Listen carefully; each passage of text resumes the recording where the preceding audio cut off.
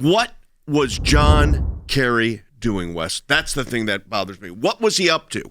Undermining, my guess is, what the administration, he knew the administration was going to pull out of that ridiculous Iranian agreement. It looks like this is going to be headed to federal court. We filed a FOIA request regarding the government officials, John Kerry, Robert Malley, the former Secretary of Energy, who were all meeting with the Iranian foreign minister in the years 2017, 2018, 2019, when he was in the U.S. for the UN, until he was barred from traveling to the U.S. by the Trump administration.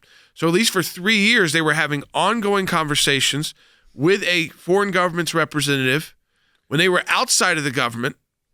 And the report is that they were doing this to undermine any efforts the Trump administration may make or may try to make towards Iran. You look at his behavior and what he has done, and it's almost like John Kerry is anti-American or un-American. He is way too cozy with a country that calls for the death and destruction not only of Israel, but of America. This is just fundamentally antithetical to who we are as Americans. We have one president, one secretary of state, one national security advisor at a time, and yet John Kerry was meeting with these folks and had deep relationships with them during his time as Secretary of State when they negotiated this really unfortunate deal with the Iranians that put Americans at risk.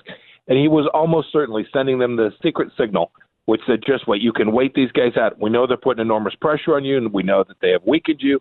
We know that they have isolated you. But if you can just hang on until January 2021, it's likely that the policy of appeasement will be rejoined. It certainly influenced Iranian thinking and weakened our capacity to execute the duly elected president's foreign policy. The idea, as Secretary Pompeo was talking about, is just ignore the Trump administration, ignore the sanctions. Yes, we know it's tough, but we'll get the money flowing again. We'll get back to that JCPOA again. Just give us time, but don't work with these guys. I think some of the don't work with these guys was what happened with the Abraham Accords was shot. People like John Kerry that like blow their mind.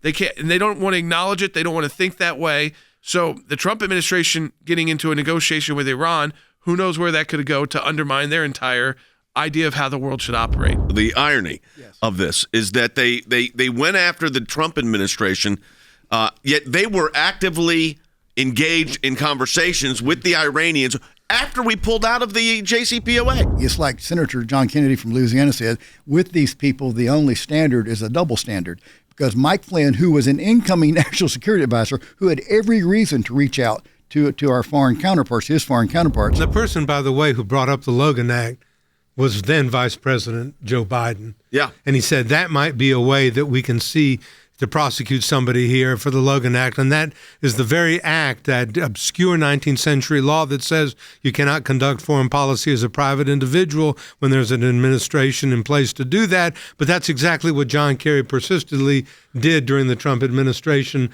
through the years and years of back-channeling and undermining what President Trump. There's a lot of laws in place dealing with that Iran get you in trouble. Yeah. You start trying to make deals with the Iranian government. Yeah, we need. As a private American, I can't make a deal with the Iranian government. I think it'd be violating a lot of different laws on the books, sanctions laws that are in place. If you were telling Zarif as a private U.S. citizen what you could do for his government, which is sanctioned, you probably are not just violating the Logan Act laws, which may not hold up in court, but actual sanctions Treasury Department rules that you could get brought up in court for. He was Secretary of State, and he thought he continued to be Secretary of State in spite of the fact that he was no longer in office, and he was going to do this no matter what. And he did it with the knowledge of his cohorts who are in power again in the Biden administration. Of course, they knew he was talking to Zarif and to these other people. They were complicit in this, and they knew this, and they just ignored the Trump administration. They said, we don't care about Trump. We don't care what he says. We don't care what he does. We're just going to negotiate and work these things out because 2020 is going to be a victory for us,